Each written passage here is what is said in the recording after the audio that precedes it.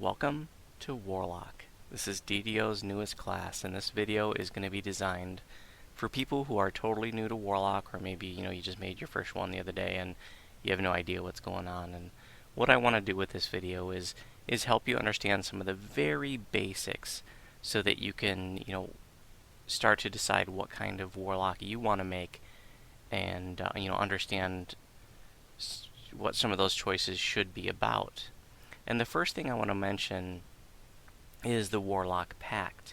And that was something that was a little bit confusing to me, and I think it was to a lot of people in the beginning. And if you haven't played Warlock yet, maybe that's maybe you still don't fully understand what the Pact is, because there's sort of in a way there's not anything like that in DDO, but in a way that there is. The closest thing that we had to DDO to a Warlock Pact before was like the deities that divine classes choose. So your clerics and your favorite souls pick a deity, and they get a couple benefits out of that. They get like proficiency with a weapon and some pluses later on, and maybe like an SLA. But there wasn't really a whole lot to it. It was just a small handful of things. Well, the Warlock Pact is like that in the sense that you pick it at character creation, just like you did with your deity. And you don't change it later on. You can't. I mean, if you LR'd, you can, or if you true reincarnated or even epic reincarnated. But it's not something you can just reset like an enhancements tree. You pick your pact at the outset, and that's going to stay with you. And you've probably heard that the different pacts do different damage types, and if you've been watching my videos, by the way, I'm going to be echoing a lot of the sentiments that I talked about in my last couple series. I did, just got done doing 2 different Warlock series where I played all the packs and all the enhancements, and so I learned a lot along the way. And I'm not the expert Warlock, but I do have a fair bit of experience with the different enhancement trees, and so I want to talk a little bit about what I learned, at least for some of the basics for you. Again, this is for people who are just really, really new to Warlock. So I think this sort of knee-jerk reaction for people when deciding their pact is to just look at the damage type and think, oh, that's how I should make my decision. Do I want the Fey Pact, which does sonic damage, or do I want the Fiend Pact that does fire damage, or do I want the Great Old One Pact that does acid damage? But here's the thing. All Warlocks do at least 2 damage types. All Warlocks out of the box are going to do force damage, in addition to whatever pack damage type that you have. And you're going to have options to have other damage types as well. And your pact is so much more than just the damage type that it does. There's so much involved in the pact. There's special abilities, there's bonuses to saves, there's a whole list of spells. And so I'm going to go over some of that in a minute. Now, if you are totally new to Warlock, one of the sort of things about them is that they do fall under that caster umbrella, but they don't play like traditional casters. And one of the really cool things about Warlock is that you can make it fit a variety of playstyles. If you like melee tunes, for example, there's an option to play like more of a melee tanky kind of a Warlock. If you like ranged tunes, you can be that blasting Warlock. Or if you like your traditional casters, you can build like a DC Warlock and have access to certain spells. Now, a lot of what the Warlock does, and this is sort of one of the sort of unique things about a Warlock, is that a lot of what they do, their sort of bread and butter abilities, don't cost any mana. So all your bursting and your blasting and lots of other abilities that you get in your enhancement line are free. They cost no mana, but you can see I do have a blue bar, and that's because Warlocks do have access to some spells. It's a very small list of spells, or you get a small number of spells, I should say, and they only have 6 levels of spells. And so all Warlocks are going to get 2 spells from each level, and you're going to get an additional spell per level based on the pact that you choose. And then you have options to open up more spells based on your enhancement tree selections. But you're not going to have more than about 3 or 4 spells per level. And again, only 6 level spells. So relatively limited selection of spells, A lot of them are buffs. There are some offensive spells. I'm not going to go over what all those are. This is just a Warlock orientation. So let's talk about the packs just for a couple of minutes to help you understand what that choice involves. And the first thing you want to do when deciding your pack is go on DDO Wiki. And I have that up already. I'm going to switch to that. And in the Warlock entry here on DDO Wiki, they have a really nice table for you. And you can see there are 3 columns here: Fey Pact, Fiend Pact, and Great Old One Pact. And then coming down here on the rows are the levels of which you get the different abilities. And so the Fey Pact does sonic damage, and the damage is based on a reflex save. The Fiend Pact does fire damage, and it's fortitude save.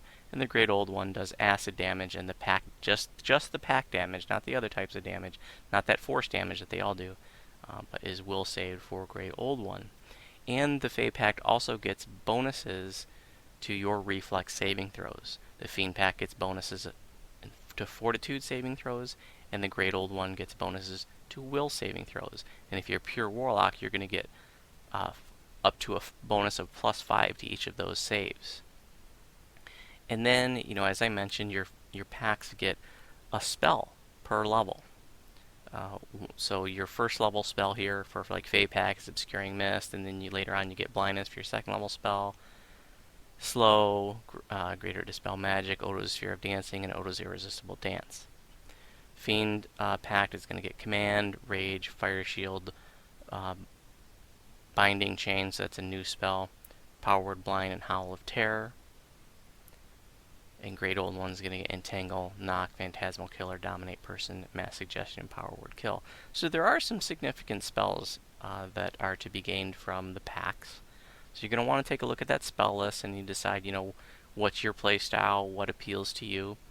In addition to the bonuses to your saves and the spells that you get per pack, there's also some additional abilities that you get. So your first special ability for Fey Pact is something called Dark Delirium, and that basically neutralizes a non-red named mob. So orange names it'll work on, and then regular trash mobs it'll work on. It just basically is like a stun. There's no save, but there's a chance they'll break out of that when they get hit. It's a great way to just sort of like tell a mob to say, hey, just you wait right there until I get to you. There's a caster in the back that you don't want to deal with for 10 seconds. You just hit him with that, and he just waits for you to come to him. And then the second special ability of the Fey Pact is something called Misty Escape, which is an abundant step-like ability. So I love that kind of thing. If you like a fast movement option like Wings, then Misty Escape is a lot of fun. You can use that like every 15 seconds or so. It's just on cooldown. There aren't a limited number of charges. And the Fiend Pact, the first special ability they get is Dark One's Luck, which is just +2 to all saves, which is pretty awesome. And then the second special ability they get is something called Hurl Through Hell, which is like a single target, everything is nothing. It is like the best single target insta-kill in the game. It is so awesome, and what's really, really cool about it is it works on everything. I mean, not red names and purple names, but I mean, it works on like constructs and undead, and just, it's so cool. It's so gratifying to be able to hurl an undead mob or an iron golem through hell. Which is, we didn't have some single target insta kill options to take those mobs out. Well, I guess in any event, it's an awesome single target insta kill, and that's just on cooldown. I think it's every 30 seconds maybe. It used to be shorter than that back when Warlocks first came out, but they realized this is really powerful. Tons of fun. So Great Old One has the first special ability, Entropic Ward. You get +5 MRR and +25% fortification. And then the second special ability is to create Thrall, and that's like a charm monster. So, in addition to the Dominate Person, you can sort of see there's sort of a charming theme here in the Great Old One pack. But you also got Power Word Kill, so pretty cool. Mass Suggestion, more charms. So the point is you should look at everything that the pact has to offer.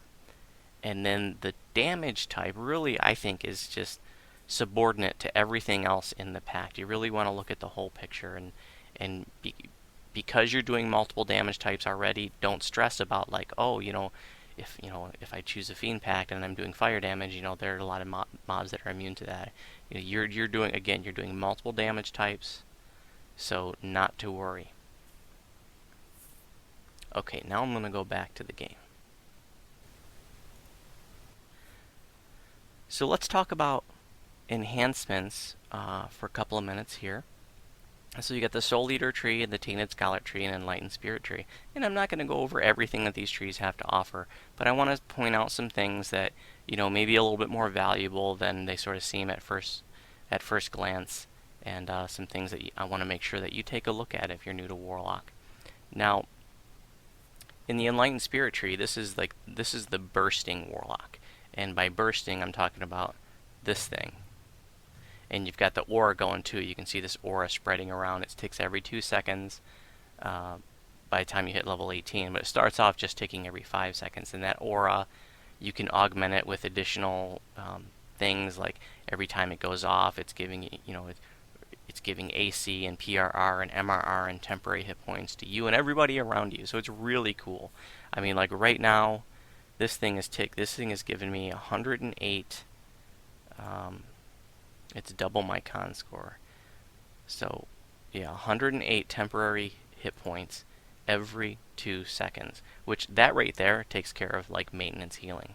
And this is one of the really important things about Warlock, is they're, in a sense, good self-healing classes, but they don't have traditional healing. And it's a little bit of an awkward adjustment to get used to. The way that the Warlock heals itself is with temporary hit points. Now, before Warlock, temporary hit points, generally speaking, weren't really much of a thing. Sometimes you got a few. I think it was Undying Vanguard from Sentinel or whatever, gives you a whole bunch for a minute. But generally speaking, in DDO, before Warlock, temporary hit points weren't really a big deal. Well, Warlocks can get a shit ton of temporary hit points. In fact, that substitutes for your healing more or less, in that you want to have that sort of front end healing, for lack of a better term, have those temporary hit points at the outset, at the front of the damage, so that you don't take any real damage. And so I'm just going to show you, like right now you can see I have 1948 base hit points, but I've got that 108. Actually, it looks like I've taken a little bit damage, so. Well, anyway, so about 100 more temporary hit points on top of that. But I've got other abilities like my Shining Through. Now I'm up to 2,700 with temporary hit points. And there's other ability called Stanch. I don't have enough little counter charges to do that, but that would give me like another 500, 600, 700 maybe even. So, I mean, you can get massive temporary hit points. In fact, on my normal build, that Voodoo was doing, pure Warlock, I had like 2,500, almost 2,500 standing hit points, and almost 5,000 temporary hit points. So very, very cool. And like I said, it can be a little bit of an awkward adjustment getting used to that front end healing that the temporary hit points act as. So the Enlightened Spirit is the burster. Now you can do the blasting too, and when I'm saying blasting, I'm talking about this here. So this is blasting, and this is bursting. And you're like, wait a minute, you can do both? Well, yes, but in order to do this blast stance, you can see my aura turned off. So, you typically, if you're Enlightened Spirit, you want to have that aura on most of the time, because that's, again, your maintenance healing and all kinds of other goodies are coming from that. But there are going to be times you're going to switch to blast stance. And the other trees are going to be blasting all the time. They don't have an aura, they don't have bursts like this, so.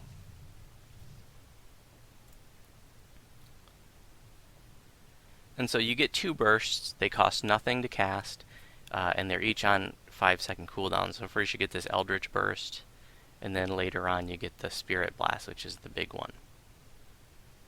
And then, like, the thing that gives me temporary hit points every time my aura ticks, and this is something, I've talked to other Warlocks who didn't realize how huge this was, and that's an ability called Brilliance, and it just says your aura provides you and nearby allies with a determination bonus to temporary hit points equal to your Constitution score. If you are level 20 or higher, the effect is doubled. So that's huge.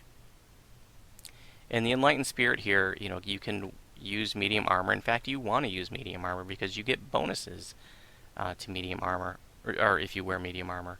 And you know, so if you don't like playing spellcasters and you like melee, you can pick up a sword and a shield, or you know, a two-handed weapon or whatever, and you can do the Enlightened Spirit thing, and you'll find, you know, if you're a person who likes melees, you'll be very comfortable playing an Enlightened Spirit tree. And the way that you play it is that the bursts basically substitute for what would otherwise be your cleaves. In fact, bursting and cleaving share the same cooldown, so you would not be picking up cleaves as feats. You would just stick to your burst. So you're swinging, swinging, swinging, and then burst, burst, swinging your weapons more, burst, burst, instead of cleave, cleave.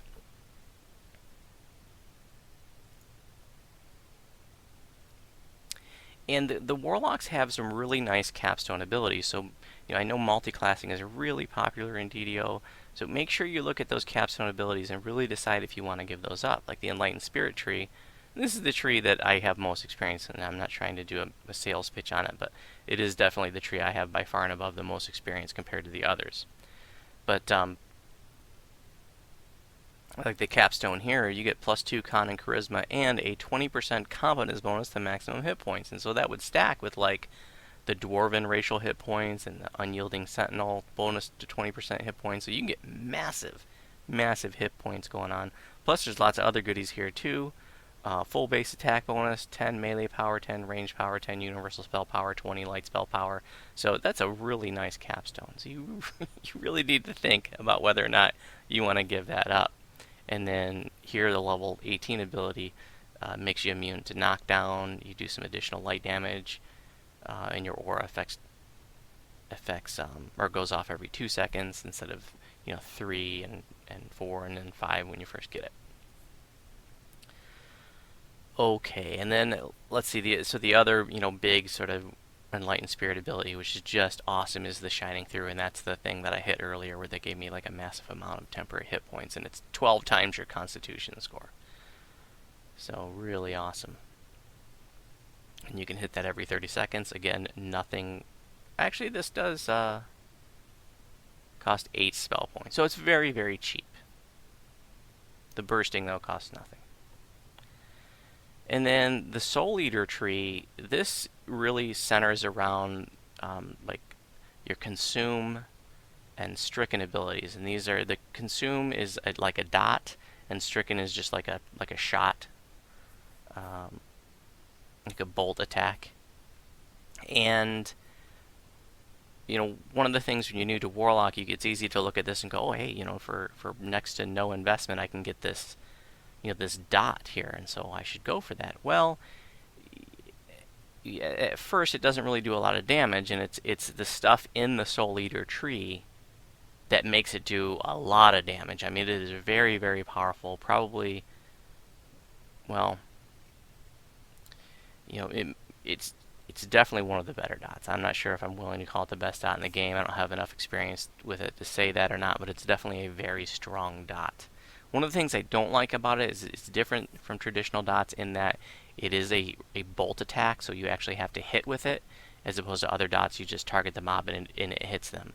So that, I don't really like that part of it, but you get used to it. And then stricken is also another bolt attack, and they both do chaotic damage. So there's another damage type that you can be doing. And again, it's just the stuff in this tree that makes those really, really powerful. And up at the top, you have like a wave attack, which that's like your big, your big attack. You have a Finger of Death SLA, so if you want to go that route, there's lots of goodies here. I don't want to try to go over everything.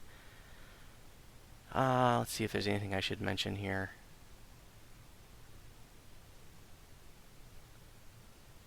Devour the Soul is like an insta-kill SLA that you get for your capstone and +4 charisma. So again, a really nice capstone ability there. Now the Tainted Scholar tree, I think at the outset this was sort of intended to be like the high DPS tree. And regardless of what tree you choose, if you choose to focus on Soul Eater or Enlightened Spirit, there's tons of great stuff in Tainted Scholar. So this is one of the things I really want to emphasize, is that there's certain things in here you should get, if you got the points. So there's a whole pack damage line here. going all the way up here.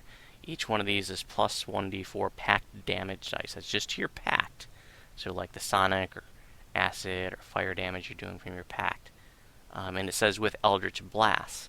Now, and I do want to clarify that with the bursts, anything generally speaking that affects your blasts, like if you get an ability like it says 1d4 damage dice to your blast, or you get like your Bewitching Blast that has a chance to confuse mobs, another really nice ability that says your Eldritch Blast. Well, anything that, generally speaking, anything that affects your Eldritch Blasts will also affect your Eldritch Bursts.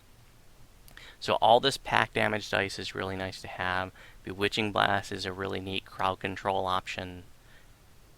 And Chain Shape is a really nice situational blast shape stance. And this is to be distinguished from a blast essence stance. A blast essence stance is going to change like the damage type or other properties about it, and you can be in one essence stance and one shape stance. I hope I'm not confusing you. But you can get this chain shape, and I'm going to show you what that is real quick here. So this is the normal, Eldritch Blast, and this is just like a single target thing, and it's not an auto hit. Let's make these skellies spawn here. So, it's just a single target thing. Well, the chain shape is like an electric loop or a chain lightning. It'll bounce around between all the different mobs. And so it's really sexy looking, but I think it's a little bit deceptive. It looks really, really cool. And situationally, I do think it's really nice. It's great for mobs that don't like to be kited around, so like archers and casters, for example. And I do pick up chain shape even when I'm doing my Enlightened Spirit, because I do sometimes want to do blasting. You also want to look at, too, the different stances that you're in, the amount that their damage scales of spell power changes. So like, your single target blast is going to do more damage to that single target than the chain shape will, but the chain shape hits multiple targets. So the other stance for your shape is the cone shape that comes from Soul Eater. And if you are a blasting warlock, and again, as opposed to the bursting warlock in the Enlightened Spirit, if you're a blasting warlock, I really prefer the cone shape over the chain shape as a sort of default shape that you're sort of always using. And chain shape, again, looks really sexy, and cone shape looks really unattractive. But cone shape is deceptively unattractive because, here, I'll show you what that looks like. And what's deceptive about it is it just looks, oops, oh, there we go. It just looks like you're shooting this little cone out in front of you. And especially like when you're running, it looks like you're running past it. So it just seems like this little, like, burning hands kind of thing that's just going to hit mobs right in front of you. This actually hits mobs really, really far away. And to put in perspective how far this will hit, like if you've done the quest, the Demon Queen raid before, you can hit the DQ. If you're standing on the edge of the main platform, you can hit her when she's out, when she teleports away on those outer platforms. You can hit her with this cone blast that far. That's how far it hits. It's actually almost as far as the blast, but it doesn't look like it's nearly as far. So the point is that the graphic that you see does not at all match the area of effect. It hits mobs really far away. Now, I will say that it doesn't sort of hit mobs far and wide. It just sort of shoots far and semi-wide. The cone doesn't extend out as wide as you might think it would, but it does hit mobs that are really, really far. So make sure that you don't overlook cone shape, because I certainly did at first. It took me a few levels to realize how much I loved it, and it is awesome. And again, as a general sort of your default stance, I think, should be cone shape. But again, chain blast, really nice for archers and casters that don't want to be kited together. Play with them both, though, because they both have their values.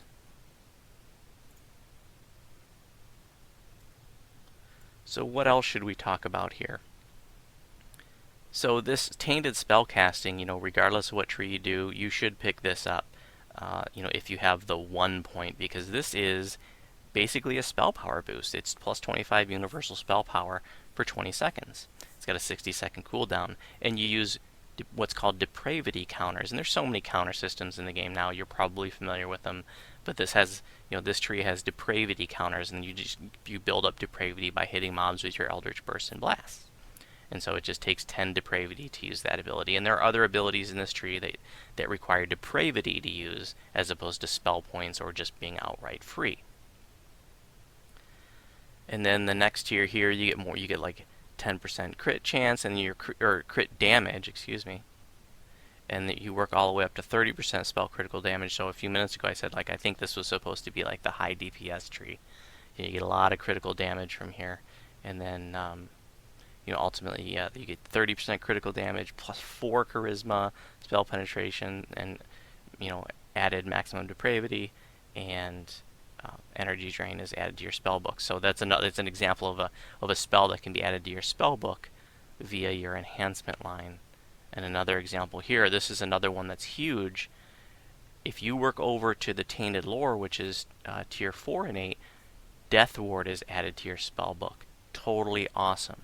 And that just requires 20 points spent in tree. And like I said, there's so much in Tainted Scholar that's worth getting. All this pack damage, Chain Shape, Bewitching Blast. Here's some spellcraft and concentration. Feigned Health is really awesome because every time you cast a spell, drink a potion, use a scroll, you get temporary hit points equal to 100% of your charisma the last 3 minutes. So more temporary hit points. Lots of things throughout these trees that give you temporary hit points. The more of that you get, the better. Because again, that substitutes as your healing. And then Stanch is another ability that I just sort of briefly mentioned earlier. This is another big boost to temporary hit points. This requires 7 of those depravity counters to use it, and then you get 50% of your maximum hit points for 1 minute. But it's a little bit of a deal with the devil in that you get minus 3% hit points off of your maximum hit points until you rest. So that can start taking a toll. But it's a really nice emergency heal, and if you use that a few times between rests, no problem. Oh, what else do we have here? So here, this says Web is added to your spell book. Crushing Despair. Tier 5, you get Greater Heroism added to your spell book. So when your Eldritch Blast shapes attack 10% faster. So there's some really cool stuff available in this innate line. And one more thing I want to mention is the importance of Utter Dark Blast. Now, earlier I mentioned that all Warlocks do force damage, and all Warlocks will do pact damage, so acid, sonic, or fire. Well, the Utter Dark Blast says it changes the force damage to evil damage. So even less stuff will be, force affects most things, but evil, as far as I have been able to tell, because I've been using this pretty much since I started playing Warlocks, everything's pretty much taking evil damage except the damn Golem at the end of Von 5. So, and what's really, really cool about Utter Dark Blast is, especially if you are a Enlightened Spirit, which does a lot of light damage, is that it's doing light damage, force damage, and pack damage. Well, it changes the force damage to evil damage, and evil damage is alignment damage, and Radiance affects both light and alignment damage. So now you don't need, if you pick up Utter Dark Blast, you don't need a Radiance item, an Impulse item, and then a pack damage item. You just need a Radiance item and then a pack damage item. So if you were a Fiend Pact, you just need a Radiance item and a Combustion item and appropriate lores. So it's really great for reducing the number of spell types that you have to boost, but you're not losing a third damage type. Again, you're doing light, evil, and pack damage. So it's 3 damage types with the Enlightened Spirit. But if you don't take the Utter Dark Blast, then you're doing light, force, and pack damage. And then if you work up this left line here, you can actually change that force to untyped damage, and then you would get another 1d6 base damage dice to your Eldritch Blast and Burst. And, or it actually changes just to piercing, but that's basically untyped. I mean, it's like everything's going to take that damage. But I don't typically use that, but you can make your own choice whether or not you want to use that. But the Underdark Blast is definitely awesome, and is doubly awesome for the Enlightened Spirit, again, because you're able to double up on with the Radiance. So I think that's probably all I want to go over, emphasizing things like there's so many good stuff here with the pack damage, Underdark Blast, Chain Shape, Death Ward in your spellbook. This stuff is huge no matter what tree you pick. Cone Shape, I think, is your best default blasting shape, but Chain Shape is certainly worth picking up as well. If you like playing melees, the Enlightened Spirit is the tree for you. If you like playing spellcasters or ranged, then these are the trees over here, Soul Eater or Tainted Scholar. And if you were, it's the Eldritch Blasting that, I think ranged tunes, people who like to play ranged tunes but not spellcasters or melees, are going to find that playstyle to be more familiar.